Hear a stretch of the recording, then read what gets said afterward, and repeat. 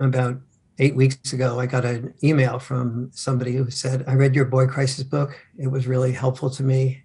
As a result of that, I did not kill myself and I did not do the mass shooting I was planning to do. I wrote a 52-page manifesto about the mass shooting I was planning, but I was brought up by a mom and I was brought up by two aunts and a grandmother, and none of them had any men in their lives. And I had no man in my life. He hated his mom. And by extension, he hated all women. And so he then ended up getting involved with 4chan and 8chan, which are basically neo-fascist type of groups. In 8chan, two of those people in 8chan have already committed major mass shootings. And I said, well, what attracted you to 4chan and 8chan? And he said, now in retrospect, after I read The Boy Crisis, what I'm seeing is that I had no structure, I had no father figure, I had no sense of purpose. Well, look at this. You saved lives, Warren. I mean, it's tragic that it has come to that, where your book about the crisis among boys might have spoken to someone and kept them from doing something terrible. One of the things that I've found about angry men or angry women in the couples communication workshop, anger is vulnerability's mask. Most every time you see somebody that is angry, you can ask a different question. How are they hurt? What is their vulnerability? And if you ask that question, you begin to listen to their pain. And when you listen to their pain, don't argue with them about their pain, but just let them know what you hear that they said, and you will see an enormous reduction in their anger. That's the way to deal with angry people, not by making them into horrible human beings that you hate, because hate met by hate only increases hate.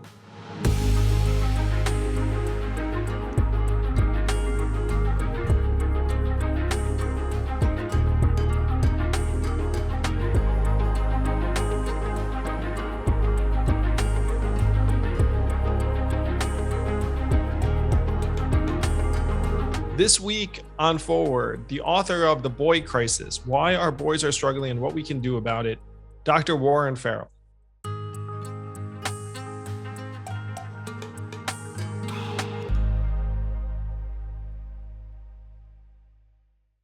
It is my pleasure to welcome to the podcast the author of The Boy Crisis, Why Our Boys Are Struggling and What We Can Do About It, Dr. Warren Farrell. Warren, thank you so much. I am just looking so forward to talking with you.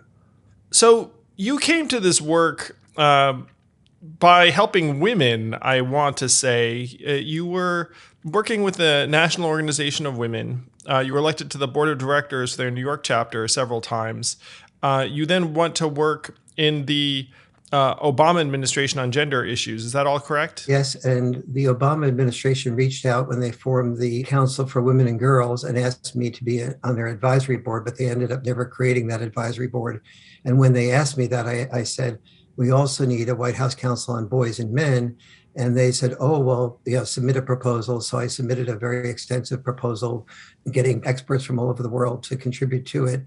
And they never let it off the ground. We had the Boy Scouts endorsing it and ready to present it to President Obama, standing outside of his office. 2 minutes before the meeting, Valerie Jarrett came up and said, no, let's take this off the agenda, and didn't allow us to present it and never did allow us to get anywhere. That is very disheartening. So let's rewind a bit further back. How did you come to this set of issues, and what did you get your PhD in? I got my PhD in political science. But while I was doing my dissertation, I was teaching at Rutgers University, and I was so excited about the women's movement. The students told me, Warren, you've got to do your dissertation in something related to women's issues.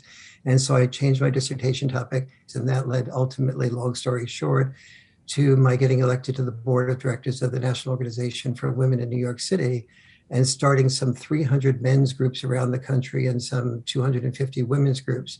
Every speech I would go to, I'd pass out yellow pads, have people sign up for women's or men's groups. The main focus of a men's group is you must have everything be confidential.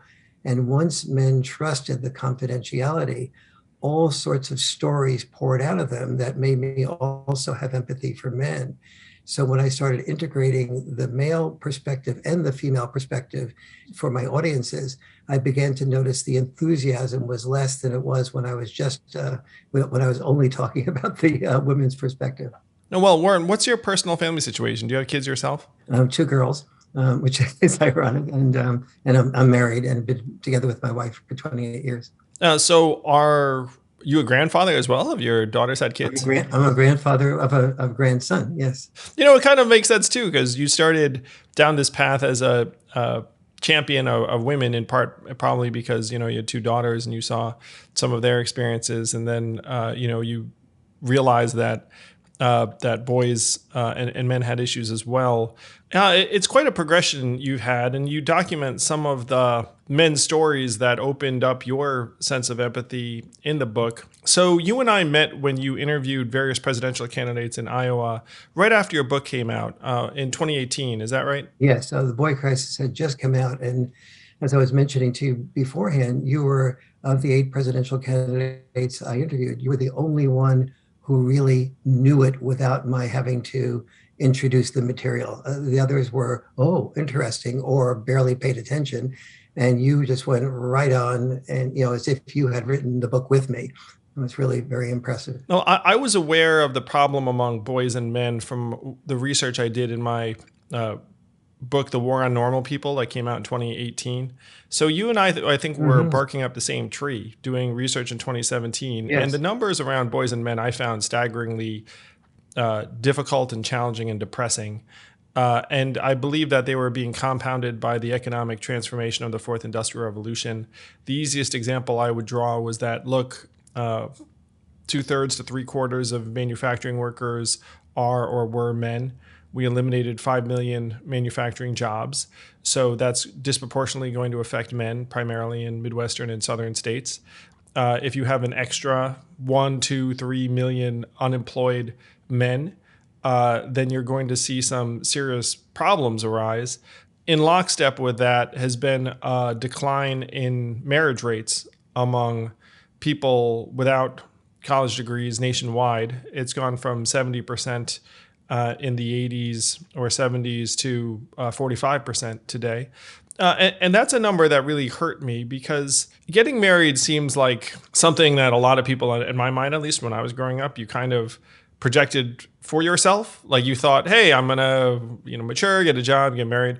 So the fact that that's less than a 50-50 proposition for the majority of Americans really hurt my heart. Absolutely. Well, you and I are very oriented towards solutions. So each of those, fortunately, has solutions. So in Japan, about 25% of the student population goes to vocational school. The people who graduate from vocational school, which is almost all the ones that enter the vocational school track, 99.6% of them get employed. Today, we are not training boys for AI, for all the new evolution of vocations that are coming up. All of these are doable, as Japan is proving, and all of these leave boys with a sense of purpose when they graduate. And of course, girls too, but it's disproportionately boys that are dropping out of high school. And a boy that drops out of high school is more than 20% likely to be unemployed. Boys today, 66% more likely to be living in their parents' basement or living with their parents after college or after high school than we do their female counterparts. And I don't know any of my female friends or my daughters. They don't search unemployment lines, and they don't search boys living at home for their future husbands. And as you said in your last podcast with Zach, when you were graduated from law school and decided not to pursue that, and your first 2 jobs were not super successful, you didn't have that confidence inside of yourself, nor were women as interested in you. And you sort of sensed that. And it wasn't until you really succeeded and then you met Evelyn that you started to sort of feel a different type of energy that led to your marriage. The focus on vocational education, on boys achieving, these are things that allow women to look for these type of men. And when they don't find those type of men, they decide eventually to have children without being married. 50% of women under 30 who have children are not married, and about 42% of women overall are not married. And marriage is not as big an issue until you look at the fact that the people, even who are living together, and men who are living together that aren't married, those relationships only last an average of 2.5 to 3 years. which then means the boy feels abandoned, doesn't have a role model. The girl doesn't have a role model, and girls and boys who don't have a father, significant father involvement, do worse on more than 70 different metrics of success and happiness as they're growing up, and boys more so, more intensely so than girls. Yeah, that's one of the defining elements of the boy crisis that you outline in your book. And your book is chock full of data and statistics. As someone who likes that stuff, I found it very, very compelling.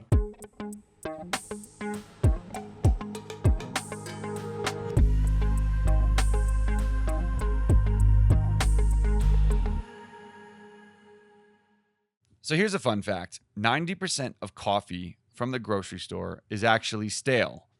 You heard that right. The coffee you know and think you love needs an upgrade. So instead of rebuying the same old, let Trade Coffee send you something freshly roasted that you're literally, by the numbers, guaranteed to love. So Trade sells the freshest roasted and ethically sourced beans from America's best independent roasters. So they ship it to you free as often as you like, whole or ground. So if you love coffee, this is the place for you. So whether you're a coffee nerd or just love a better daily cup, Trade's real coffee experts taste test over 400 roasts and use tech to match you to your ideal coffee based on your preferences and brewing method. It's pretty freaking cool. I took the quiz, found out all these different types of light roast and where it's from, the types of coffee that I like, and it's been great. And it comes to me, I brew it up, and it's wonderful. And frankly, you could save money doing this instead of spending, $4 for a cup of coffee in some of the places where we can get, let's call it your fast food coffee, if you will. This is better,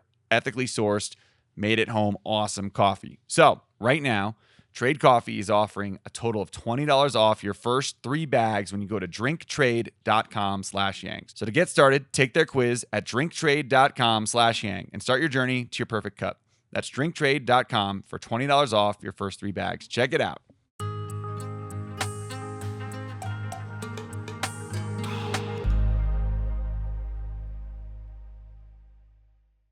So I wrote a recent op-ed in the Washington Post, and I laid out a bunch of facts that I thought painted a fairly bleak picture, where boys are more than twice as likely to be diagnosed with ADHD than girls, more than 5 times as likely to find themselves in juvenile detention, are much less likely to graduate from high school. If they do go to college, they will find themselves comprising only 40.5% of college students, which is a real minority at this point. If you don't go to college, then you're struggling to find a job in this economy.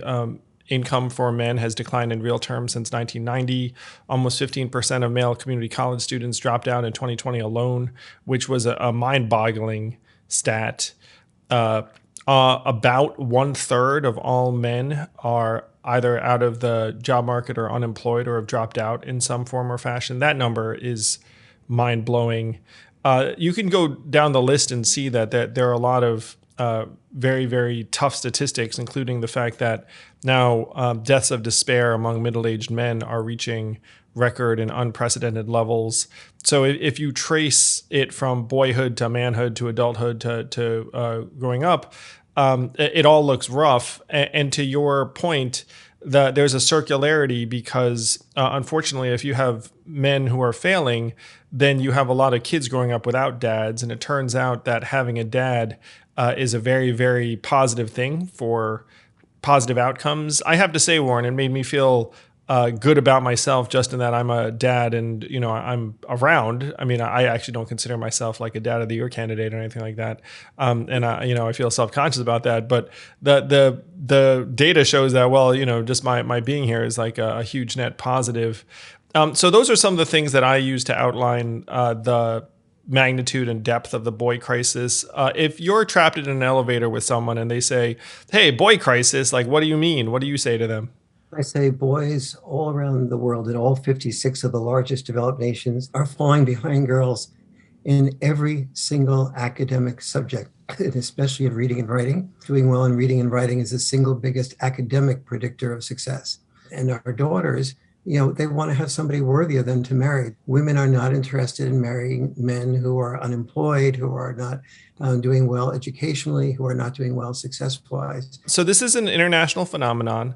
And you define in your book a number of major issues and hurdles. And one that I think a lot of people are sensing, but you put a name to, is what you call the purpose void, where boys are concerned. Describe what you mean. Yes, historically speaking, every generation had its war. And during that period of time, we said to boys, young boys, Uncle Joe there, he joined the Marines and we're really proud of him. And the boy would learn that even though he was being criticized at home and maybe he wasn't great at school, nevertheless, he could be a hero. He could really be something if he risked his life at that war. So each generation trained its boys to define masculinity as risking disposability of their life. If they didn't risk disposability in war, then they risk disposability in a more subtle way in the workplace. What I mean by that is when men, and we often hear about the pay gap between men and women, there is actually not a pay gap between men and women per se. The pay gap is between dads and moms. Because when dads and moms become dads and moms reduce the amount of intensity of their work load outside of the home and increase the amount of intensity inside the home. And men who want to be a musician or an actor or an artist or an elementary school teacher and do something really fulfilling to them, they realize that the fulfilling occupations by and large pay less, hence starving artists. So men give up the glint in their eyes, their dream, and they go off and instead of being an elementary school teacher, they become a superintendent of schools, something along those lines. And then we as feminists were criticizing men as having the power because they were earning more money or they were the superintendent of schools, even though there were more women in education, without realizing that that was the sacrifice that men made. It was not male privilege and male power. Men gave up their dream, the glint in their eyes, what they really wanted to do, to be able to do something that would lead to their children having opportunities that they didn't have. So, for example, I met a cab driver. He drove 70 plus hours a week. And I asked him, why do you drive that much? And he said, well, I wanted to put my daughter through college because nobody in our family has ever gone to college. And I think my daughter's pretty smart. I'm making this sacrifice so that she'll have an opportunity to be something that I would have loved to be, but I need to do the cab driving to make that happen. Well, she got into UC Santa Cruz.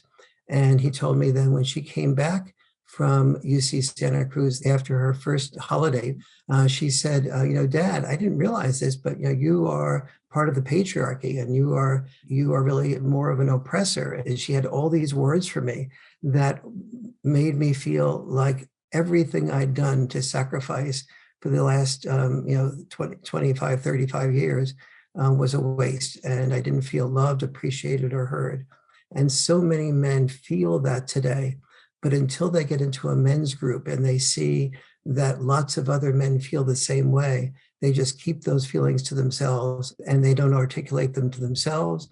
Women can't hear what men don't say. So women don't realize that they see men getting into higher positions, but they don't see the karoshi. They don't see, which is the Japanese word for death at the desk or death from overwork. The Japanese, in fact, have a game that they play called karoshi.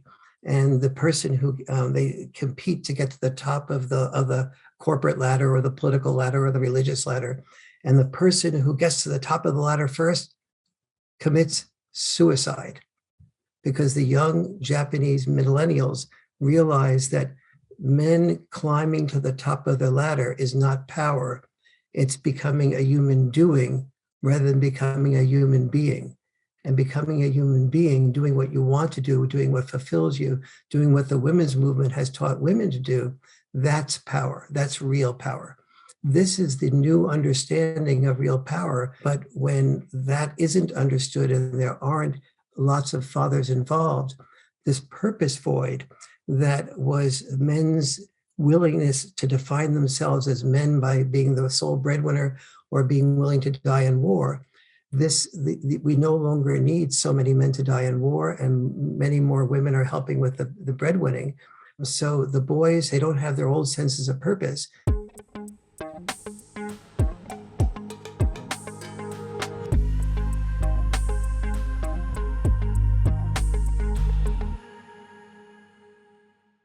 Okay, you guys need to stop sleeping on terrible mattresses, and I've been there before. I've had a mattress like, oh, it's not that bad. It's fine. It's tolerable.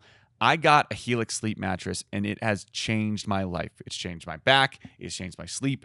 It's changed my mental health. It's changed my energy because a good night's sleep works wonders. So look, Helix Sleep has this very simple quiz that you can just take 2 minutes to complete. It matches your body type and sleep preferences to the perfect mattress for you. Why would you want a mattress made for anyone else? Makes sense. With Helix, you get a mattress that you know will be perfect for the way you sleep.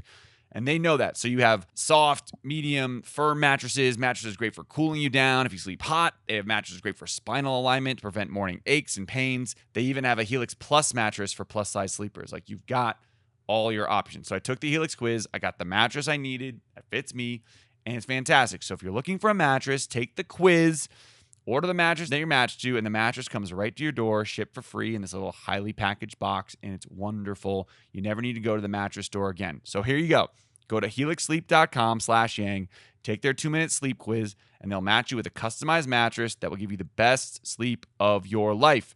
10-year warranty. You get to try it out free for 100 nights, risk-free. Totally awesome.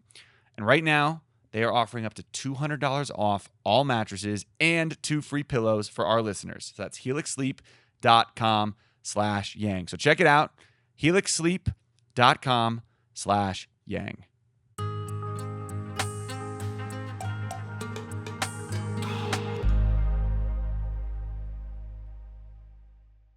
What do you recommend as trying to fill the purpose void? Let's say that historically boys have been soldiers and breadwinners is what you're suggesting. And then there's less of a need for the former and unfortunately tougher paths to the latter. So what is a possible substitute? And the first thing that came to mind for me was video games, where which is not a great substitute, but it's like, they'll give you a, digital version of certainly being a soldier or breadwinner, because you'll like earn points and gold and status. There's 2 major solutions, I would say. One is understanding what dads contribute to the home and to the family that moms can contribute, that every single mom listening to this can do these things, but dads tend to do these things. These things are things like roughhousing, teasing, taking them on adventures, letting them take risks that aren't likely to kill them, but risks that allow them to get lost, that allow them to make mistakes, taking them to the playground, leaving them with other kids in the playground as opposed to sitting there constantly watching them. The child is more likely to get into a fight on the playground without the mom or dad around. But when the father can process and talk with the child about, well, what led you to understand that you might get into a fight there? One of the kids there was a bully. What led you to understand that he's a bully? Well, he was drinking. He was pushing other people around. He was fouling people and, doing those things. And so what could you have done that was different than what you did? Well, I guess I could have left. Yes, you could have left, but they may have called me a chicken. So talk to me about what it's like to be called a chicken, and why are you afraid to be called a chicken, and so on. And what takes more courage, giving in to being called a chicken, or actually being able to walk away when you're being called a chicken and not being controlled by those names. Or roughhousing, for example. Dads are far more likely than moms to roughhouse. I'm happy to say, Warren, I read a study early on that roughhousing is good for development of boys. So as a result, I mess with my boys regularly. It's good for their upbringing, it's good for their brain development, and it's also good for something that's extremely counterintuitive, which is empathy. You have 2 sons. If you're roughhousing with both of them at the same time, maybe Chris will do something that is not what you want him to do. And you make it clear probably that, if you continue to do that, there's not going to be any more roughhousing. Now your children have to decide, are they going to push the other one aside and then lose their roughhousing? And when you make it so that when they push somebody else aside or are not empathetic to the needs of their brother, that's going to be the end of the roughhousing. And when they know they're going to lose the roughhousing, that's the boundary enforcement that teaches them to focus on postponed gratification, not the immediate gratification of just pushing their brother out of the way, but the postponed gratification of getting the roughhousing by not pushing their brother out of the way, which teaches them that somebody else here is important besides them. And it also teaches them the difference between assertiveness and aggressiveness. So in that process, you're teaching them postponed gratification, empathy, social skills that lead them to doing much better at school. Teaching the boy postponed gratification then allows him to be able to achieve whatever new sense of purpose he wants. Now, with a father and mother involved, one of the things that we have is a chance for the future is to be able to do something very different than we did with boys historically. Historically, we said, disposable at war, disposable at work. Now we can say, who are you? What makes you shine? What makes you fulfilled? What makes you feel wonderful about yourself? And if it's something like being a musician, an artist, an actor, which takes only a small percentage succeed, helping our sons understand that you not only need the dream, so the dream is a potential new sense of purpose, but the dream becomes a great disappointment if you don't have the discipline to fulfill your dream. When boys and girls go out and they are told they're great at something, but they don't have the discipline to fulfill it, after a while, the failure that is associated with each new dream becomes so great that they're afraid to dream. And that's deeply sad. And then they often turn to drugs or to drinking, or in boys' cases in particular, to suicide. So at the age of 9, boys and girls commit suicide equally. Between the ages of 10 and 14, boys' suicide rate is twice that of girls. Wow. Between that of 15 and 19, it's 4 times that of girls. And between the ages of 20 and 24, it is 5 times that of girls. The people who are most likely to commit suicide, both boys and girls, are boys and girls without dads. And because oftentimes that loss of being able to fulfill this new sense of purpose and the disappointment in oneself and the lack of discipline leads to the boys and the girls feeling disappointed in themselves.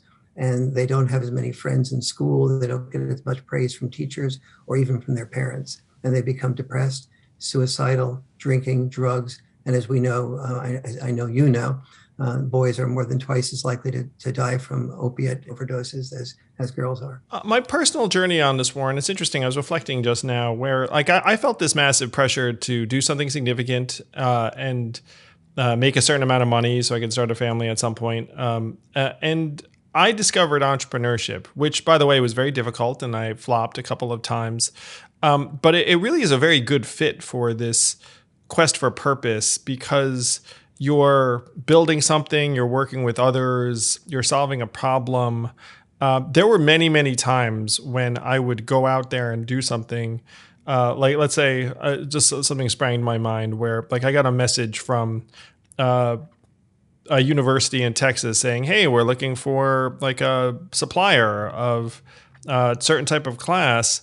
And then I said, oh, I could be there tomorrow. Now, was I planning on being there? Of course not. But I just like got on a plane and went out and then had a meeting and like tried to get a contract.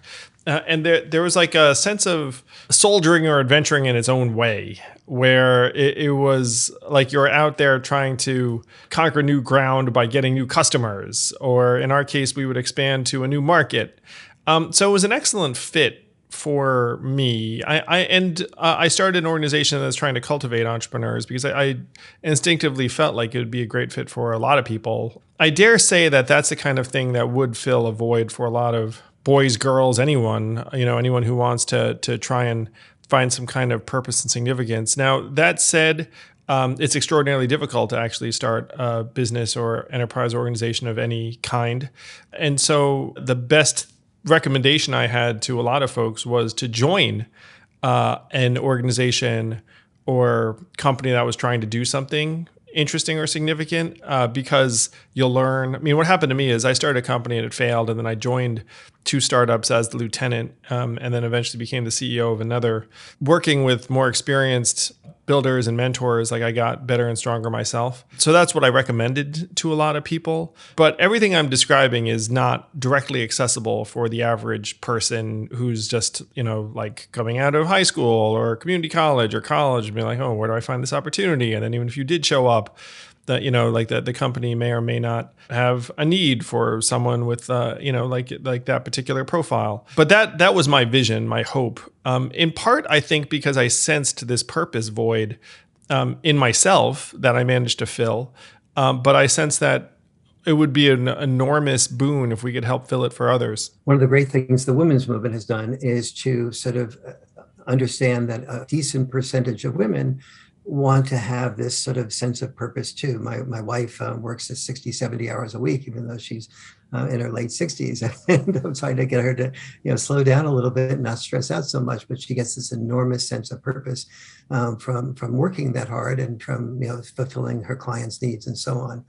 And at the same time, we have to realize both boys and girls have an enormous need to achieve, but males have a second layer on that. We often say that men have a great need to do something that is significant, that proves themselves. But what very few people get is that a lot of motivation on our part as men is what we really want is love. We know that when Lois Lane had no interest in Clark Kent, but she fell in love with Superman. So we know that when we succeed, there's much greater likelihood that a woman will be interested in us. My argument along these lines was, look, there are certain jobs that have very, very high market rewards associated with them. Let's call it being a CEO or something along those lines. And so then women look up and say, hey, we should be more CEOs. And then I look at that and say, that's almost certainly correct because, you would be great and the rest of it. But there's a significant part of me that's like, maybe we should be trying to change the entire economic system itself so that it's not just that certain types of behaviors get outsized economic rewards. And the primary challenge shouldn't be, hey, we should make the winner circle more representative. It's like, hey, maybe we should broaden what it means to be a winner. Maybe you can be a winner by, being like a good person, taking care of folks like in your own home or in your neighborhood or community.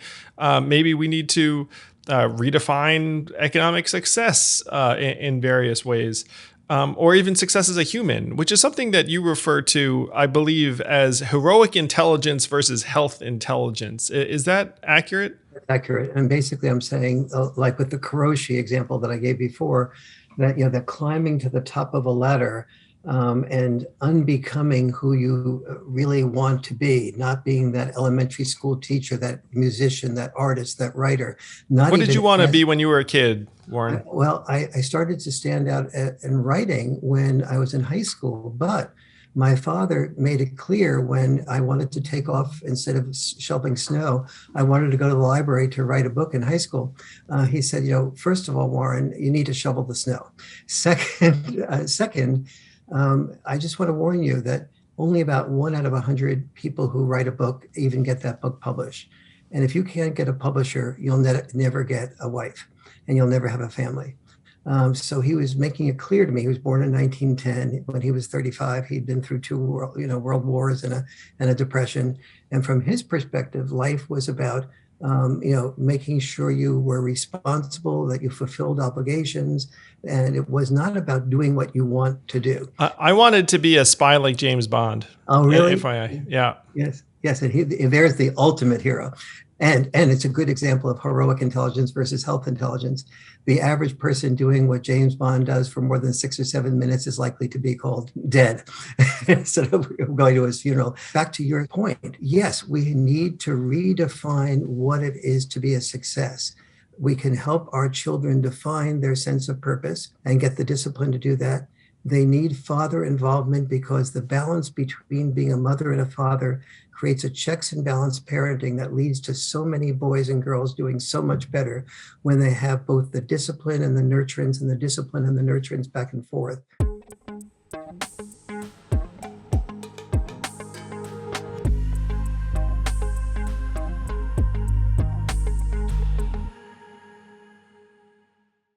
ask yourself right now, how is your mental health? Is something preventing you from achieving your goals? Is something interfering with your happiness? I want you guys to check out betterhelp.com/yang. I did this myself. I got a therapist, mental health coach, and someone I could confide in and talk about what I'm going through on a daily basis. And it was game changing, life changing, I'd say. So it's not a crisis line. It's not self-help. It's professional counseling done securely online. So check out BetterHelp. You can send a message to your counselor anytime. You'll get timely and thoughtful responses. And plus, you can schedule weekly video or phone sessions, whatever is convenient for you. So you're talking about depression or stress or anxiety or relationships or sleeping, trauma, you name it. Anything you share is confidential, convenient, professional, and affordable. So I want you to start living a happier life today. So as a listener, you're going to get 10% off your first month by visiting our sponsor, betterhelp.com/yang. So join over 1 million people who have taken charge of their mental health. Again, that's betterhelp, HELP.com/yang.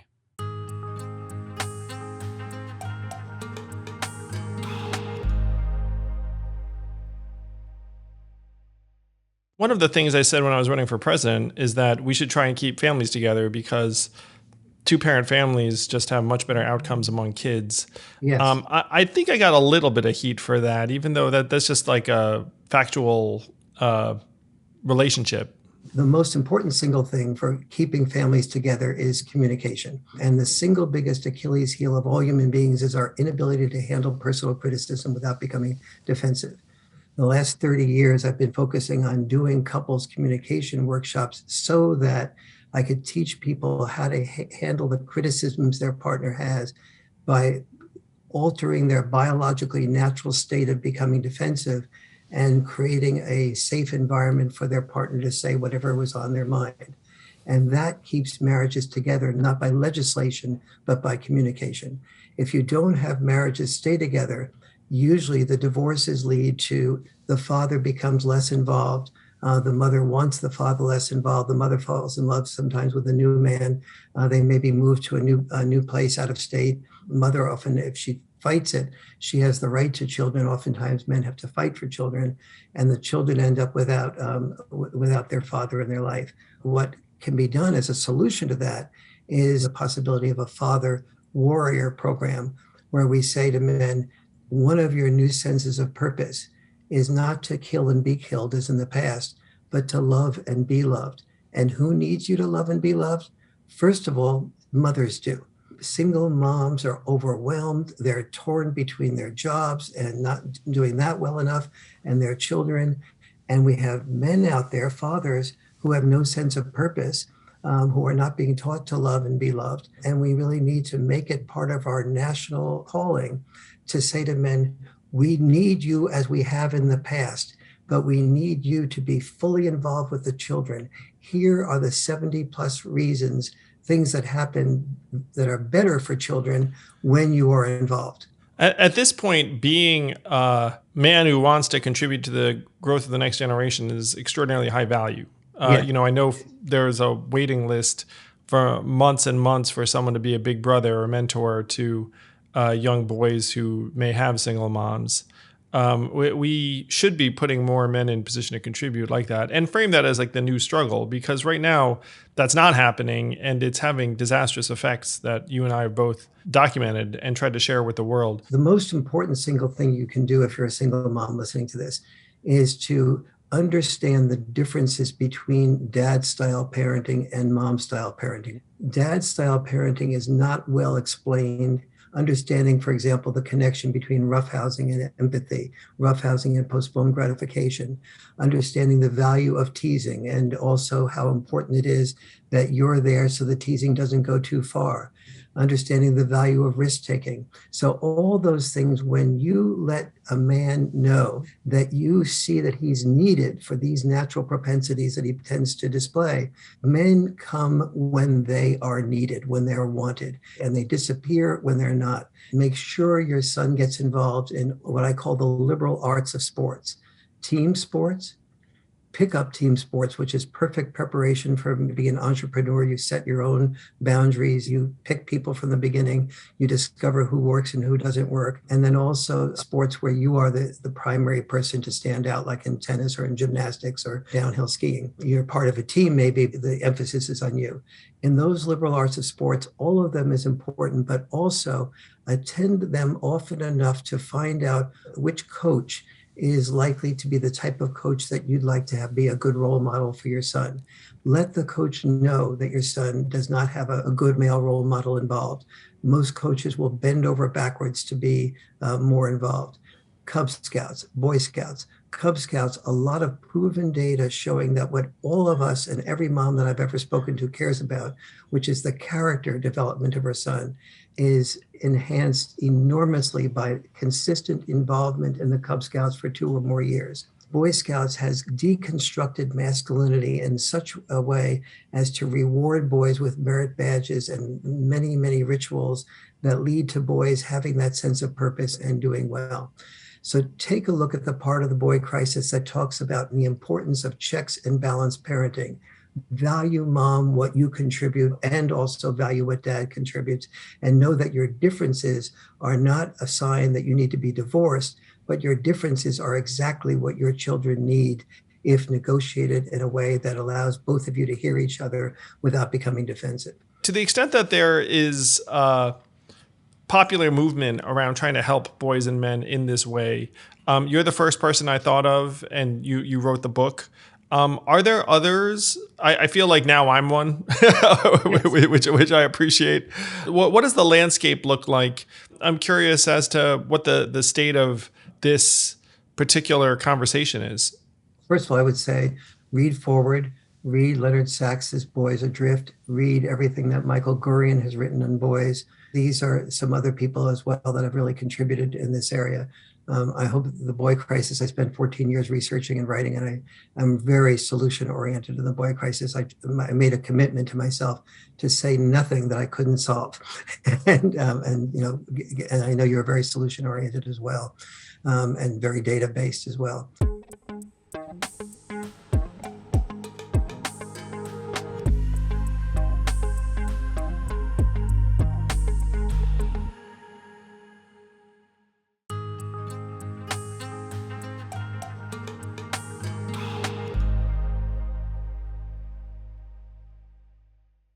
Okay, so I'm guessing when you come out with this book, there are a lot of people that immediately had a negative reaction. They try and paint you as something of like a conservative, men's rights activist type, even though your background suggests that you are very much not those things. And then you have been working since 2018 for the last number of years. You've championed a council or a committee on boys and men at the White House level, which apparently the Obama administration was not interested in. You're still championing that proposal today, right? Yes, I am. What has your journey been like as one of the most prominent people to make this case? First of all, I'm more politically liberal than I am conservative, although I often say to my friends that I'm going to write a book called Between a Rock and a Hard Place. Yeah, a lot of people feel the same way. When I went around and did the interviewing of the presidential candidates, 2 or 3 of the campaign managers said, Warren, my candidate really likes you, but we can't afford to alienate our feminist base. And the single mothers, if you tell them that boys are doing badly, they're going to feel criticized. We can't risk that. And I felt so deeply sad. And when you formed the Forward Party, in the back of my mind, I said, he is feeling the pressure. You can't say this if you're a Republican. You can't say this if you're a Democrat. You're now free to be able to say what you really feel. And when you came out with the Washington Post op-ed and the tweets that suggested that there's a real problem with men and boys, I felt, maybe that was an example of that. As I started speaking on this issue, a number of people from the White House did spot me, and they asked me to come to the White House to brief them on the boy crisis book. This is in the Trump administration. Continue. This is the Trump administration, right? And I did, and they brought in people from HHS and from DOJ, Department of Justice, and presidential staff. And they listened really attentively to what I had written in the boy crisis and briefed them on. And then they asked me to write a speech that President Trump might give. And I did do that. What didn't completely surprise me, because I had seen this already, is that the conservatives were expressing a much greater consciousness of the importance of mothers and fathers, the importance of family. And they had a sense of boys were having a lot of challenges. Even though I was not a fan of Trump per se, I saw a much greater receptivity on the part of conservatives toward this issue. I saw much less interest on the part of Democrats, unfortunately. I had some hope when Biden was running for office that he was forming this Gender Policy Council. But unfortunately, the Gender Policy Council was focused only on girls and women and not on boys, not on men, not on fathers. And I've spoken to Jen Klein about this, who is the co-chair of the Gender Policy Council. And her response is, oh, President Biden is a father. He cares about being a father. He cares about men. Don't worry, Warren. But I do worry because you don't say, I just care about something and create no policies. So, for example, men, as we both know, die 5 years sooner than women on average. And they die sooner of 19 out of the top 20 causes of death. But there is no federal office on men's health. There is 7 federal offices on women's health. Really, it's unconstitutional. It's a violation of equal protection. You and I are definitely raising the red flag, being like, hey guys, boys need help, men need help, people are struggling, outcomes are terrible. And one of the points of my WAPO op-ed was like, hey, if men fail, it's going to be bad for men, but it's kind of bad for everyone because, and the most conspicuous examples of male failure, unfortunately, are going to be violent. They're going to be destructive. One of the points that I made that you probably heard is that if you have a lot of men who are in their basements being subject to toxic ideologies, some are going to be radicalized, some are going to show up with firearms in a country that has hundreds of millions of firearms and do terrible things. So like all these problems are tied together, and this is not mutually exclusive. It's like, look, if you want organizations that help women, I'm all for it. I think that maybe men should also have the benefit of the same kind of empathy. And by the way, a lot of the problems that our country should be most concerned about are related to male failure. Absolutely. I got about 8 weeks ago, I got an email from somebody who said, I read your boy crisis book. It was really helpful to me. As a result of that, I did not kill myself and I did not do the mass shooting I was planning to do. I wrote a 52-page manifesto about the mass shooting I was planning, but I was brought up by a mom and I was brought up by 2 aunts and a grandmother, and none of them had any men in their lives, and I had no man in my life. He hated his mom, and by extension, he hated all women. And so he then ended up getting involved with 4chan and 8chan, which are basically neo-fascist type of groups. In 8chan, 2 of those people in 8chan have already committed major mass shootings. And I said, well, what attracted you to 4chan and 8chan? And he said, now in retrospect, after I read The Boy Crisis, what I'm seeing is that I had no structure, I had no father figure, I had no sense of purpose. Well, look at this. You saved lives. Hopefully, I mean, it's tragic that it has come to that where your book about the crisis among boys might have spoken to someone and kept them from doing something terrible. One of the things that I've found about angry men or angry women in the couples communication workshop, anger is vulnerability's mask. Almost every time you see somebody that is angry, you can ask a different question. How are they hurt? What is their vulnerability? And if you ask that question, you begin to listen to their pain. And when you listen to their pain, don't argue with them about their pain, but just let them know what you hear that they said, and you will see an enormous reduction in their anger. That's the way to deal with angry people, not by making them into horrible human beings that you hate, because hate met by hate only increases hate. That's an incredibly profound lesson, and exactly the kind of thing I want to make the customary reaction via forward. So you are fighting for a White House Commission on Men and Boys. Is that right? Like, what is your current cause and work, and how can someone keep up with you and support you? After you've had a chance to read The Boy Crisis, let me know what is of value to you about it. And then I will work with you to be involved with the coalition to create a White House Council on Boys and Men, or encourage you to be involved with helping boys. There are so many things that are potentially happening in school, potentially happening in mental health, There's an inventory in the book of 63 red flags of depression and suicide.